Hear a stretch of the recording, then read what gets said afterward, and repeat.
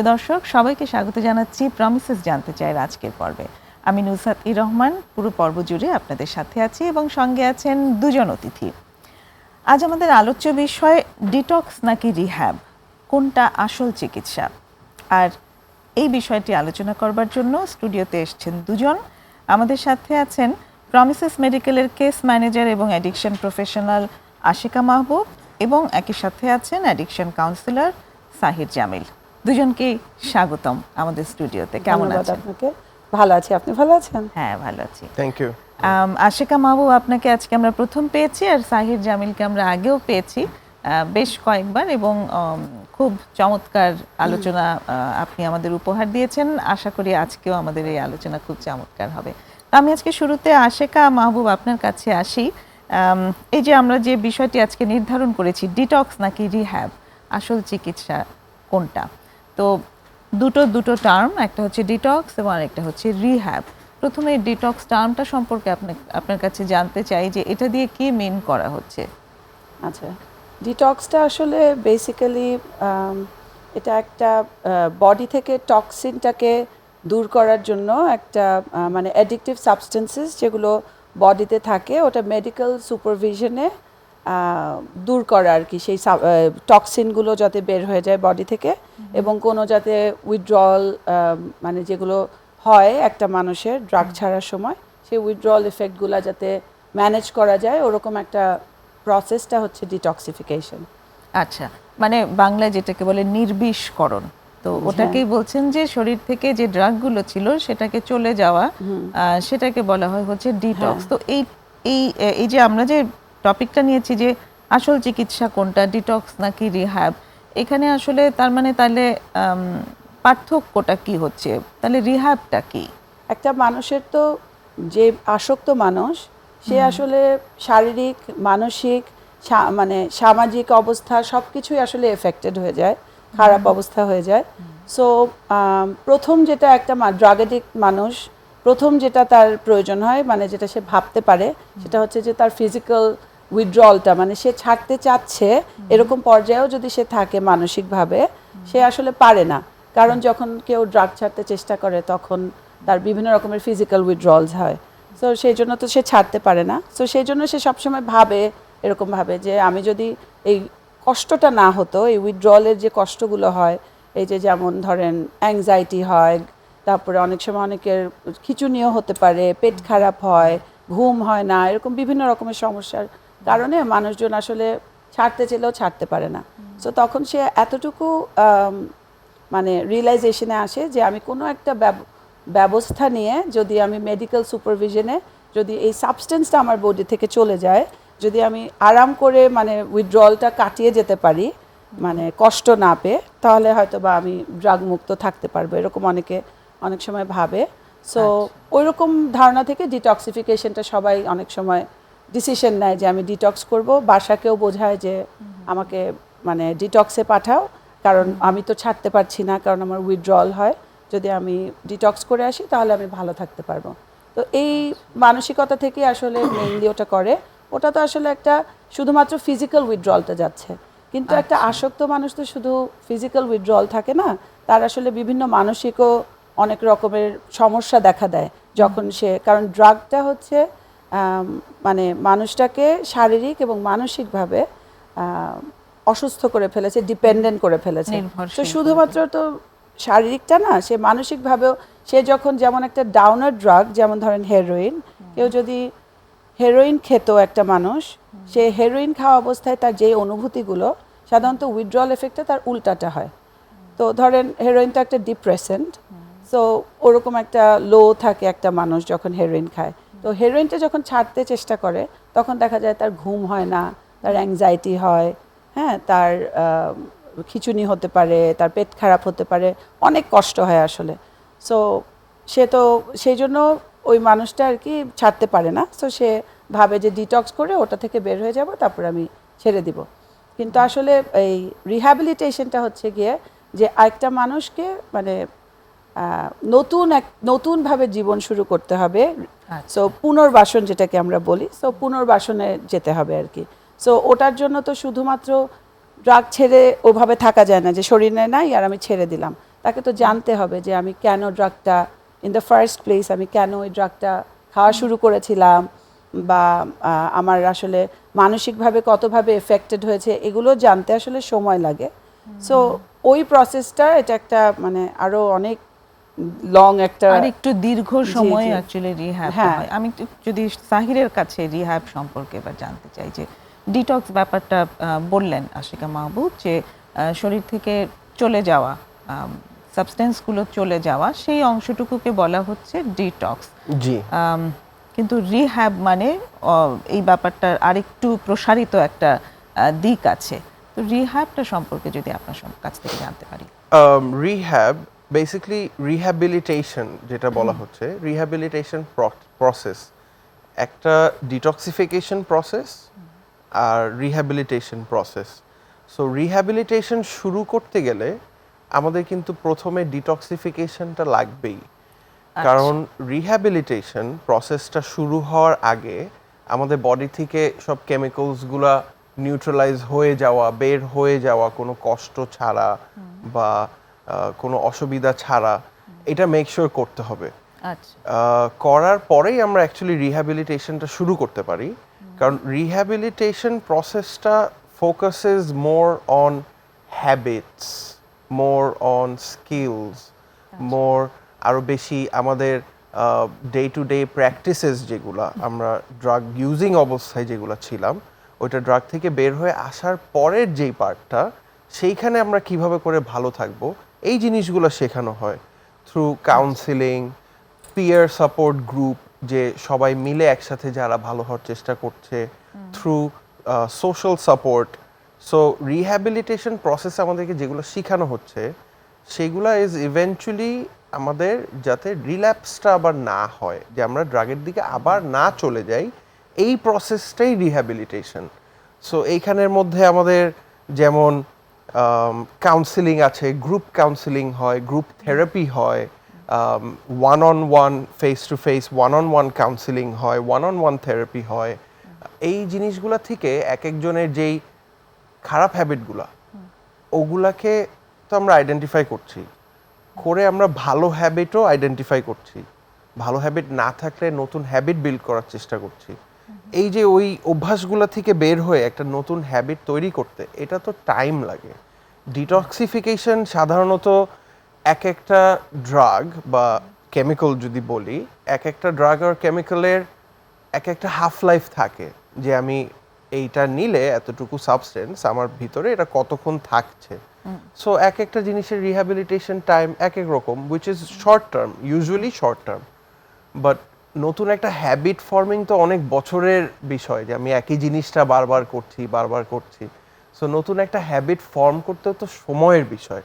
আচ্ছা, মিনিমাম দেখা যায় যে একটা নতুন হ্যাবিট ফর্ম করতে 45 ডেজ লেগে যায়, যে একটা সিম্পল ছোট হ্যাবিট ফর্ম করাটাই, তারপর ওইটা প্র্যাকটিসে আনা, ওইটাকে নিজের থেকে যাতে এটা হয় অটোমেটিক্যালি, যে হ্যাবিটটা আমার হয়ে গেছে, অভ্যাসটা হয়ে গেছে, যে আচ্ছা এই জিনিসটা হলে আমি এটা করি, বা এই সময়টা হলে আমি এই অ্যাকশনটা নেই, এই জিনিসটা এস্টাবলিশ হতেও টাইম লাগে।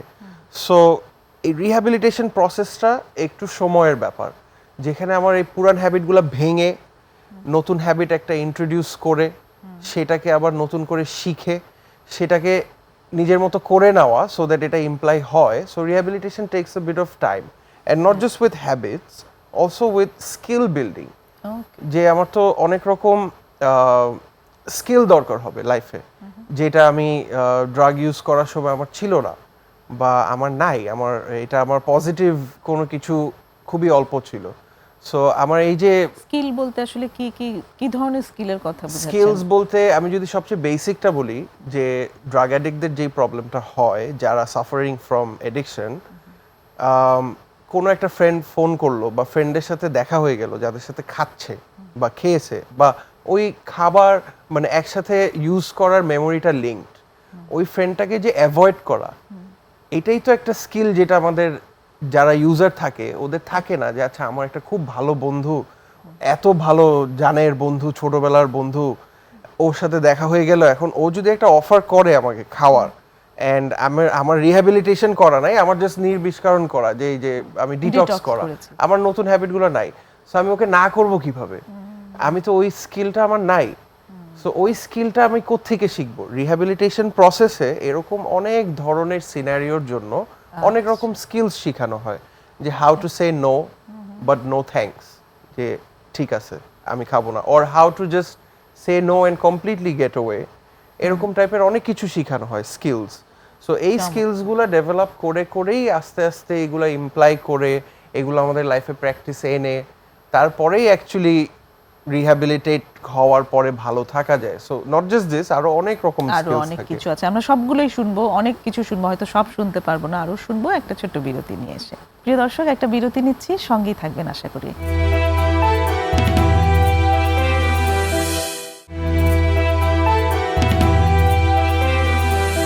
ফিরে এসেছি ছোট্ট বিরতি নিয়ে, প্রমিসেস জানতে চাইয়ে। আজ কথা হচ্ছে ডিটক্স না রিহ্যাব, আসল চিকিৎসা কোনটা, এই বিষয়ের উপর আশিকা মাহবুব এবং সাহির জামিলের সাথে। আশিকা মাহবুব, এবার আপনার কাছে যদি আবার আসি, এই যে ডিটক্স এবং রিহ্যাবের পার্থক্যটা আপনারা বললেন যে ডিটক্স হচ্ছে শর্ট টাইম এবং রিহ্যাব হচ্ছে একটু লং টাইমের জন্য।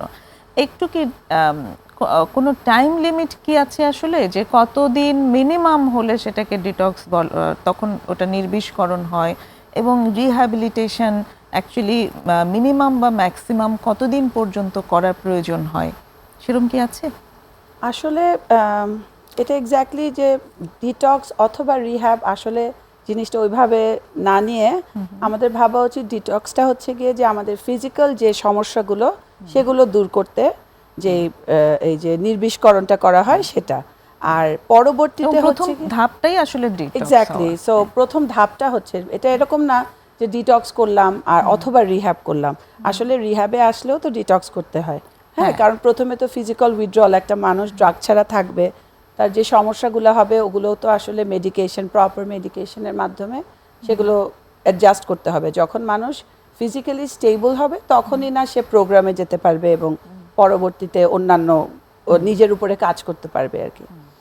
সো এখন এটার মানে কোনো টাইম লিমিট কি আছে যে এতদিন সময় লাগে ডিটক্স হতে? এখন ডিটক্সটা আসলে এটা ডিপেন্ড করে ওই একটা প্রত্যেকটা মানুষের আসলে ইন্ডিভিজুয়াল, প্রত্যেকটা মানুষের আলাদা আলাদা কেস হয় আসলে।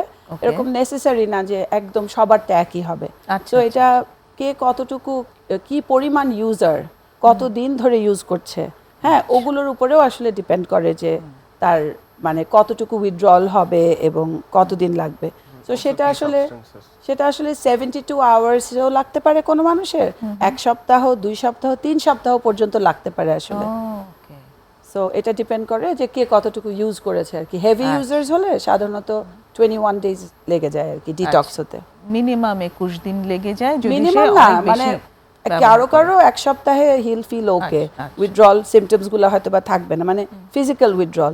মেন্টাল কিন্তু অনেক দিন প্রলং করে। ওকে, আচ্ছা, তো সেই ক্ষেত্রে মানে ডিটক্সটা হচ্ছে অ্যাকচুয়ালি প্রথম ধাপ। জি, ফিজিক্যাল উইথড্রল। এর পরের ধাপটা কি? রিহ্যাবিলিটেশনে কি কোনো এমন ব্যাপার আছে যে কিছু ধাপে ধাপে আসলে তার কোনো চেঞ্জ? আসলে প্রত্যেকটা রিহ্যাবিলিটেশন প্রোগ্রাম এক একটা সেন্টার এক এক ভাবে আর কি করে। আমাদের প্রভিসেসে আমরা যেই প্রোগ্রামটা চালাই সেটা হচ্ছে লাইফ ম্যানেজমেন্ট প্রোগ্রাম। ওকে, সো ব্যাপারটা হচ্ছে যে একটা মানুষ, একটা আসক্ত ব্যক্তি অনেক দিন ধরে ড্রাগ ইউজ করতে করতে তার আসলে অভ্যাস নষ্ট হয়ে যায়। সেটা তার খাওয়ার অভ্যাস হোক, সে সমাজে চলার অভ্যাস হোক, ঘুমের অভ্যাস হোক, প্রত্যেকটা জিনিস, পড়ালেখা হোক, প্রত্যেকটা জিনিস আসলে এফেক্টেড হয়ে যায়।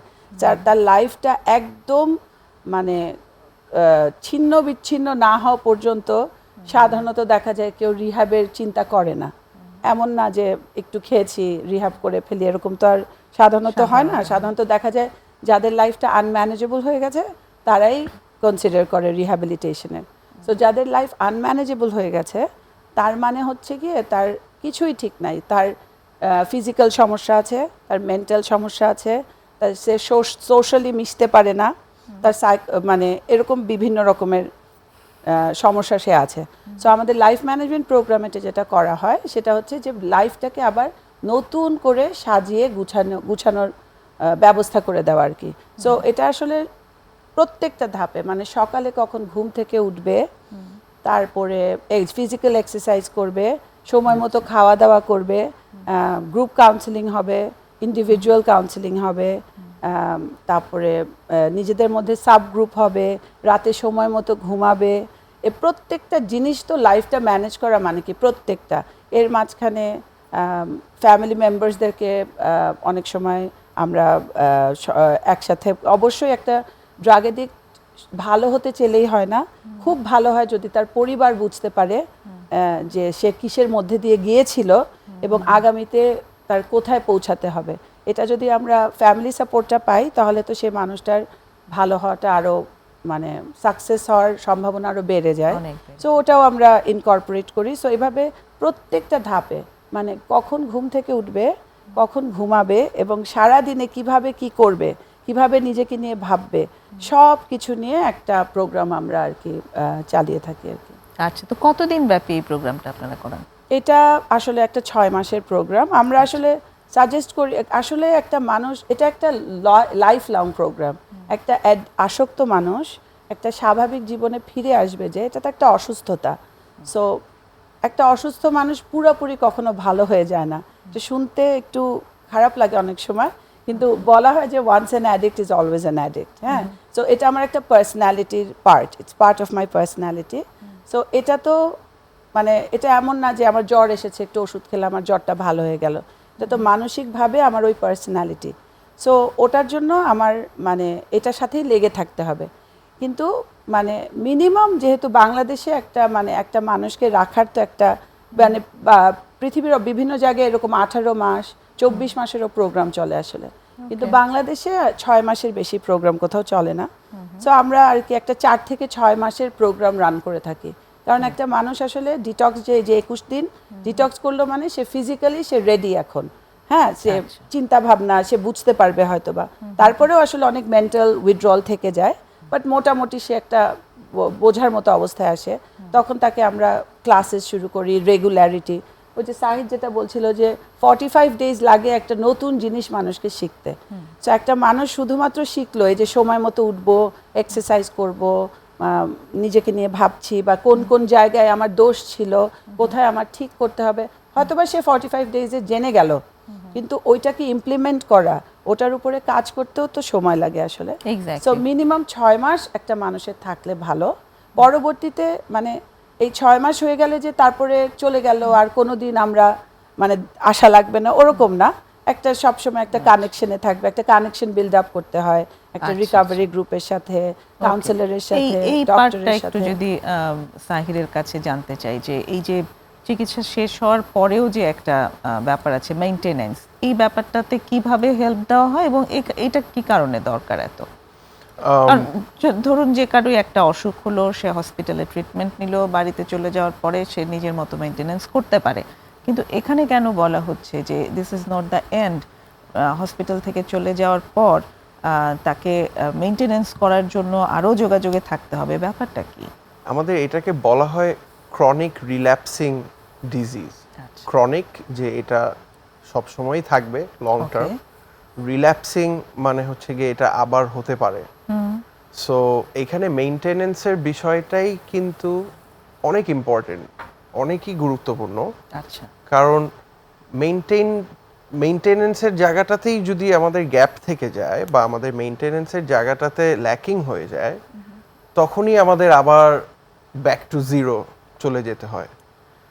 Like any other chronic disease যেটা হয় যে আবার মনে করেন আপনার ডায়াবেটিস, আপনি হাঁটা চলা করছেন না, আপনি মেনটেন করছেন না, চিনি খাচ্ছেন বেশি, ওই ডায়াবেটিস আবার বেড়ে যাবে। সো এইটা যেহেতু আরো অনেক সিভিয়ার এই ক্রনিক রিল্যাপসিং ব্যাপারটা, এই জন্য আমাদের মেইনটেনেন্সের জায়গাটায় অনেক ইম্পর্টেন্স দেওয়া হয়। এই যে আমি এত কিছু শিখলাম, ফার্স্টে ধরেন ডিটক্স করলাম, করে আমি এত কিছু শিখলাম, 6টা মাস থাকলাম, মেইনটেনেন্সের জায়গাটাই তো যেখানে আমি এটা অ্যাপ্লাই করবো অ্যান্ড ডে টু ডে ভালো থাকবো। সো মেইনটেনেন্সের জায়গাটা খুবই ইম্পর্টেন্ট, যেটাকে আমরা 6 মাস প্রোগ্রাম হওয়ার পরে আমরা ফলো আপে রাখি, অ্যান্ড ফলো আপের পরে আমরা ডিফারেন্টভাবে প্ল্যানটা with a set time frame, একটা অ্যাকশন প্ল্যান আমরা চেঞ্জ করতে থাকি। এই ফলো আপটা সম্পর্কে আরেকটু বিস্তারিত জানতে চাই, কিভাবে রাখেন আপনারা ফলো আপে? সো সাধারণত আমাদের যেই টিম থাকে যারা একটা পেশেন্টের সাথে কাজ করে, addiction councillor, case manager, psychologist, psychiatrist and বাকি যারা স্টাফ আছে, সো আমাদের 6 মাস ট্রিটমেন্টের পরে যখন একটা পেশেন্ট রিলিজ পায়, বের হয়ে যায়, তারপরে কিন্তু আমরা উইকলি একটা রিকভারি মিটিং ফলো আপ থাকে, which is a social support.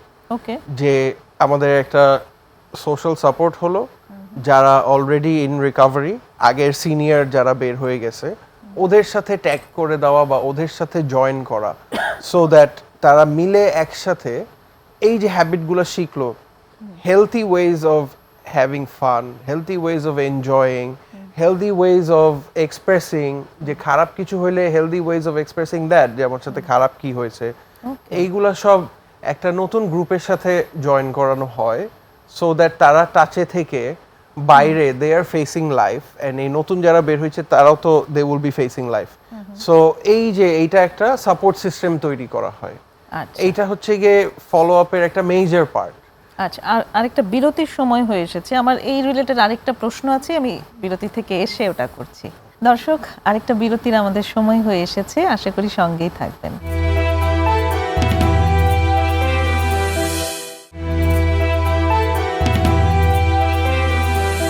ফিরে এসেছি ছোট্ট বিরতি নিয়ে, প্রমিসেস জানতে চাইয়ে।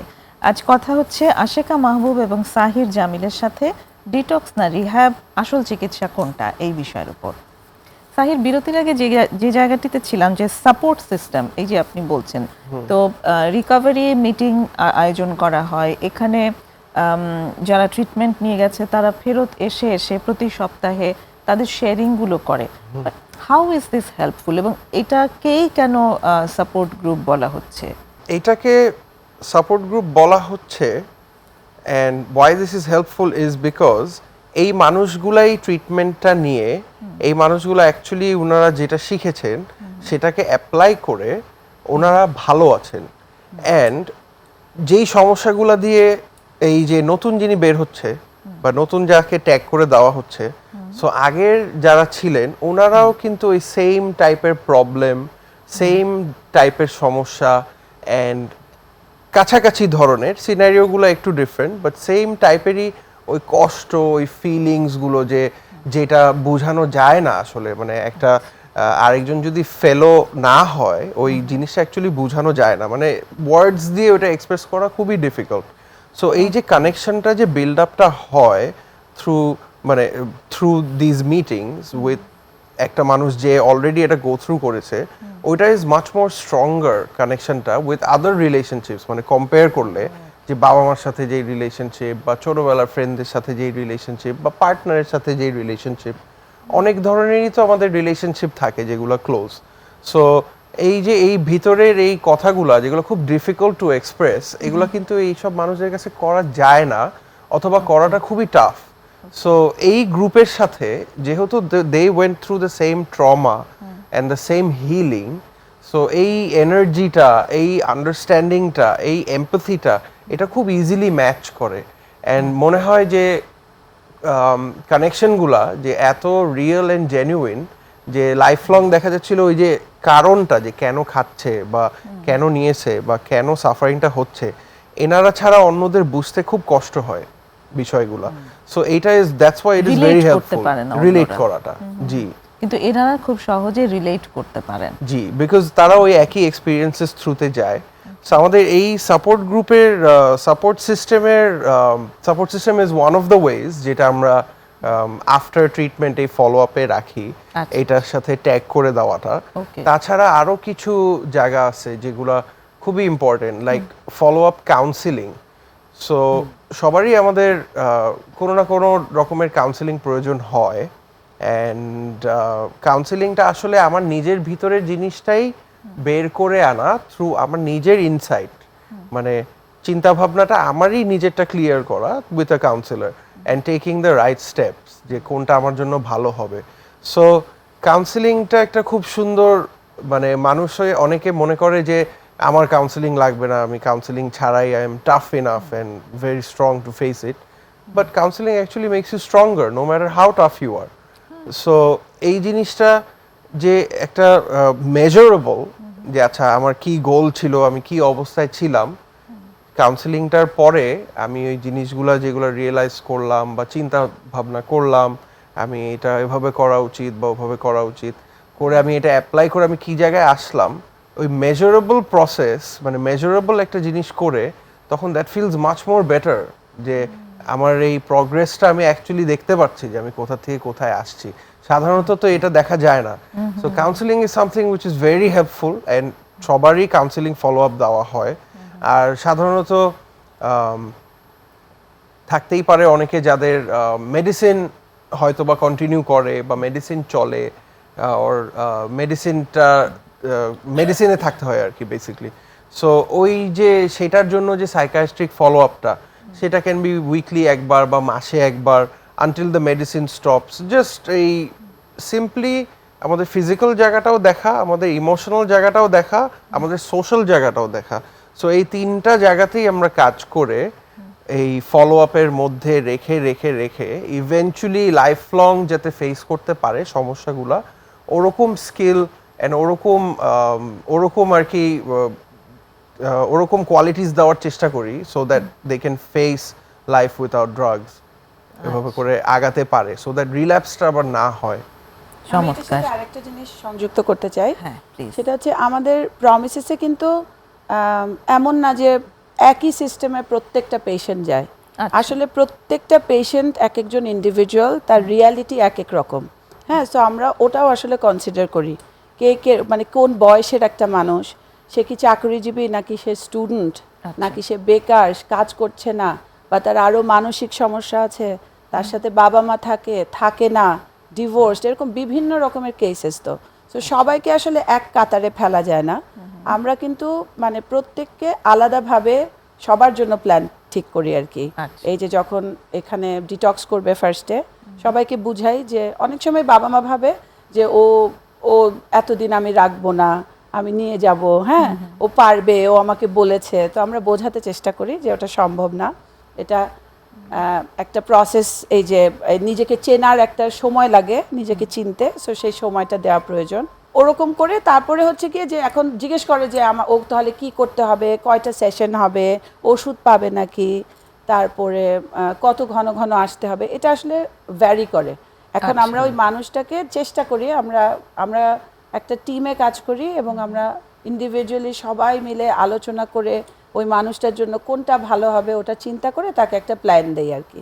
শুধুমাত্র যে সাপ্তাহিক আমাদের আসে শুধু তাই না, অনেক ক্ষেত্রে এরকম পেশেন্টও আছে যে প্রতিদিন আসে, এরকম পেশেন্ট আছে যে একদিন পর পর। সো আমরা ওই প্ল্যানটা করি আসলে ওর জন্য কোনটা ভালো হবে, কোন প্রসেস গো থ্রু করলে আমরা তাকে সাহায্য করতে পারবো।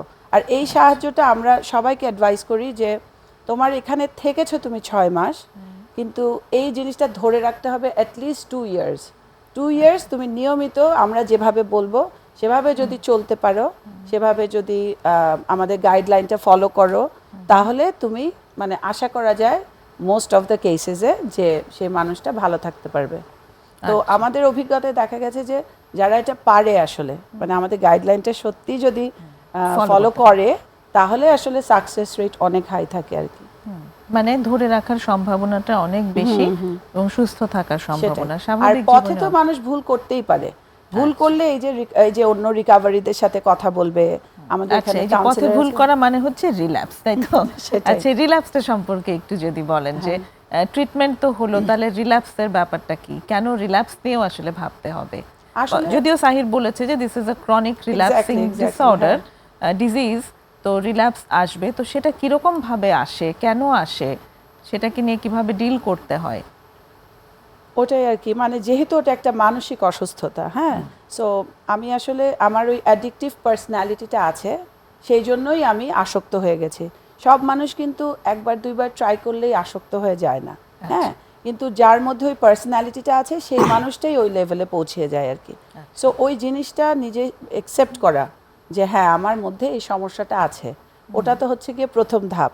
হ্যাঁ, তারপরে এই যে আমাদের পুরো প্রসেসে আমরা তাকে আস্তে আস্তে বুঝাই যে বিভিন্ন রকমের জিনিস আছে আসলে, যেমন ইমোশনাল রিল্যাপস বলি আমরা, তারপরে বিহেভিয়ারাল রিল্যাপস বলি, তারপরে যে মানুষ আসলেই সাবস্টেন্সটা ইউজ করে। সো এগুলো আসলে ধাপে ধাপে তাকে বুঝতে হয় যে তুমি একটু কি বলা যাবে কোনটাকে ইমোশনাল রিল্যাপস বলছি, কখন বিহেভিয়ারাল?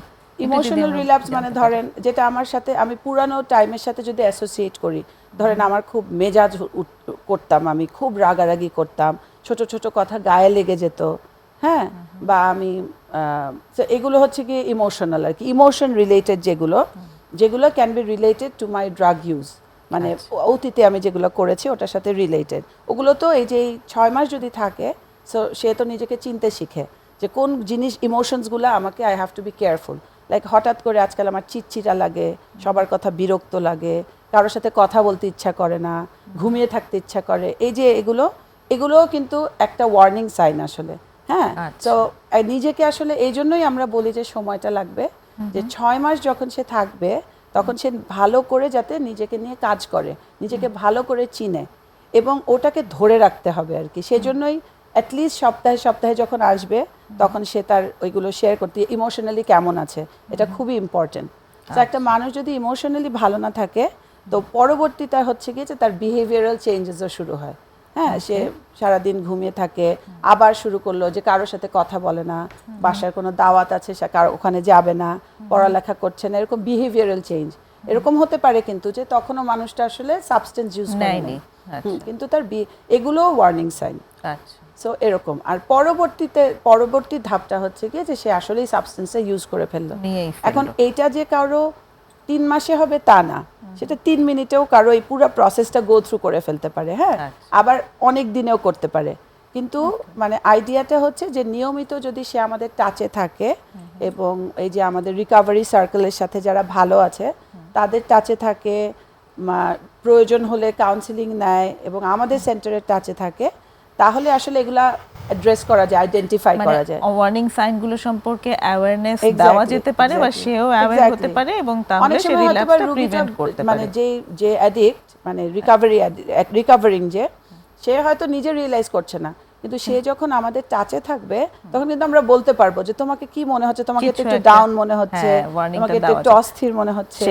আরেকটা বিরতির সময় হয়ে এলো, এসে আবার কথা হচ্ছে। দর্শক, নিচ্ছি ছোট্ট আরেকটা বিরতি, সঙ্গেই থাকুন।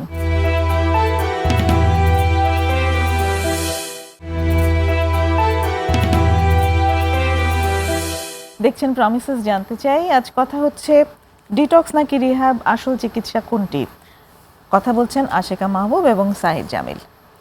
সাহির, এবার আপনার কাছে যদি আসি, আমরা রিল্যাপস নিয়ে কথা বলছিলাম আসলে। তো এই মানে আমরা যত সহজে বলছি যে এটা একটা জার্নি, চলতে পথে ভুল হওয়া হতেই পারে, কিন্তু কারো কাছে যখন রিল্যাপস চলেই আসে, সেই এক্সপিরিয়েন্সটা আসলে তার জন্য বেশ ভীতিকর, এবং তার পরিবারের জন্য তার আরও কয়েক গুণ বেশি ভীতিকর। এই জায়গাটা সম্পর্কে কি বলবেন, এবং এই জায়গাটা অ্যাকচুয়ালি তারা কিভাবে ডিল করতে পারে? আপনার কোয়েশ্চেনটা ইজ ভেরি ইন্টারেস্টিং। এটার মধ্যে ইন্টারেস্টিং পার্টটা ইজ ভীতিকর, যে ভয়ের জায়গাটা। সো আমি একটু ওইটা ধরে কথা বলি, হ্যাঁ। আমাদের এই সোসাইটিতে, ইভেন ওয়ার্ল্ড ওয়াইড, বেশিরভাগ জায়গাতেই ড্রাগ অ্যাডিকশন যে একটা ডিজিজ এক জায়গায় এক একভাবে ডিফাইন করে। এটা যে চয়েস না, এটা যে একটা অসুস্থতা, এটা কিন্তু অনেকে অ্যাড্রেসই করতে চায় না, ট্যাবুভাবে দেখে। সো রিল্যাপস ইজ অ্যাকচুয়ালি অনেক ভীতিকর, ভেরি স্কেয়ারি।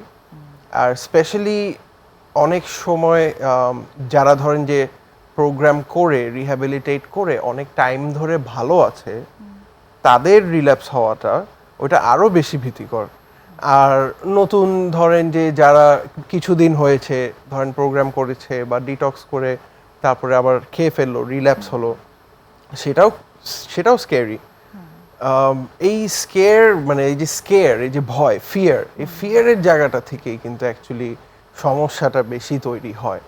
যে আমার যে এটা প্রবলেম, আমি এটা নিয়ে শেয়ার করব, আমার যে সমস্যাটা হচ্ছে আমি এটা নিয়ে বলবো, একটা ইন্ডিভিজুয়াল এইসব ট্যাবু, এইসব স্টিগমাটাইজড ব্যাপারটার কারণে এটা নিয়ে কথা বলতে পারে না, এটার জন্য একটা সেফ স্পেস পায় না, এটার জন্য জায়গা পায় না।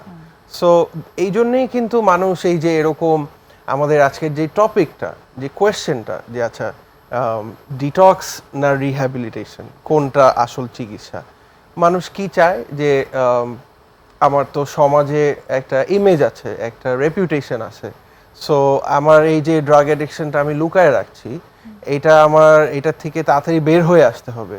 সো আমার শর্ট টার্মের মধ্যে একদম শর্টকাটে কি সলিউশন, ছোট একটা ডিটক্স করে ফেলি, তাহলে কেউ বুঝবে না। আমি বলবো আমি কোথাও ঘুরতে গেছিলাম, আর আমি বাসায় থাকি, আমি ঠিক হয়ে গেলাম। কারণ রিহ্যাবিলিটেশনের প্রসেস ইজ লং টার্ম, সবসময় 4 মাস থেকে 6 মাস তো অনেক লম্বা সময়।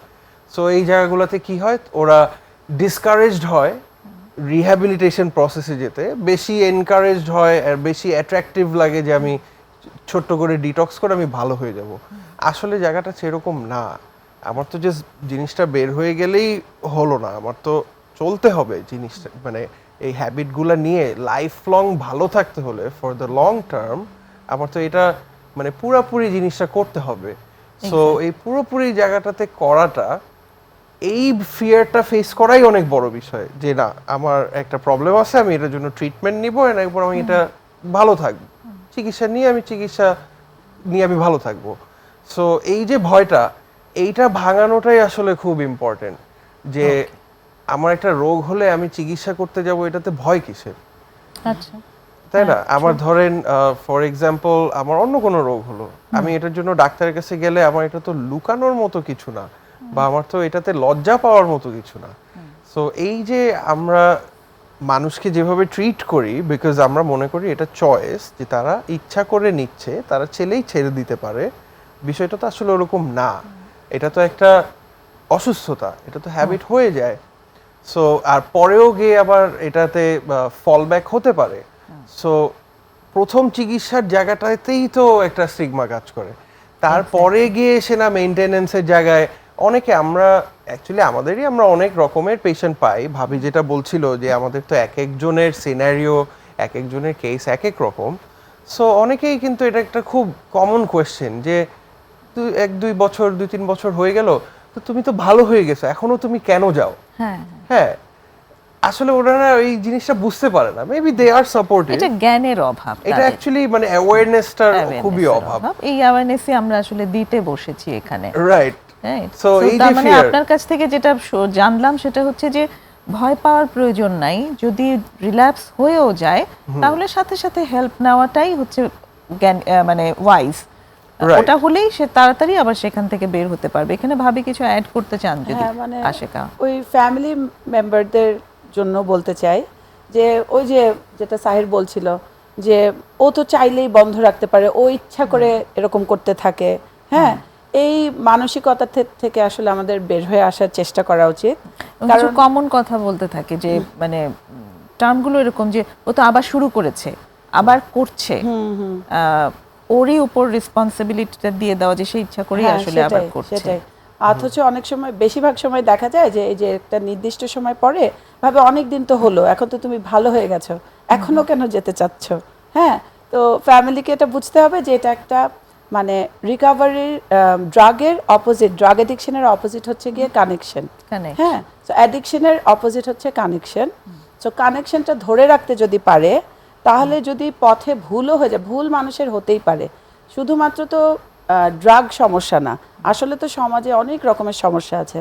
হ্যাঁ, সো ভুল তো করতেই পারে, মানুষ মাত্রই ভুল করতে পারে। হ্যাঁ, সো ওরকম ড্রাগটাও একটা ভুল, যদি আমরা ওইভাবে নিতে পারি তাহলে আর কি, মানে সেই মানুষটাকে দোষ না দিয়ে যদি তার ওরকম অবস্থা হয়, তাহলে পরিবারেরও চেষ্টা করা উচিত যে তাকে যত তাড়াতাড়ি সম্ভব আবার আর কি ট্রিটমেন্ট প্রসেসে আনা আর কি। কানেকশনটা করিয়ে দেওয়া, জি, আবার জি, জি। তার যে একটা সাপোর্ট গ্রুপ আছে সেই তাদের সাথে কানেকশন করিয়ে দেওয়া এবং নিজেরাও হ্যাঁ, কানেক্টেড এবং হওয়া। এটা কখনো সেটা যাতে খুব না ভাবে important. যে ভালো হয়ে গেছে, এটা সারা জীবনের জন্য মনে রাখতে হবে যে আমার এই যে একটা ক্রনিক রিল্যাপসিং একটা ডিজিজ আছে, ব্রেইন এবং- ডিজিজ। হ্যাঁ, এবং it's okay, you can have a disease, হ্যাঁ। বাট এটা মেনটেন করা সম্ভব। অনেক ধন্যবাদ দুজনকেই আজকের চমৎকার আলোচনার জন্য। আজকে একদমই শেষ পর্যায়ে চলে এসেছি।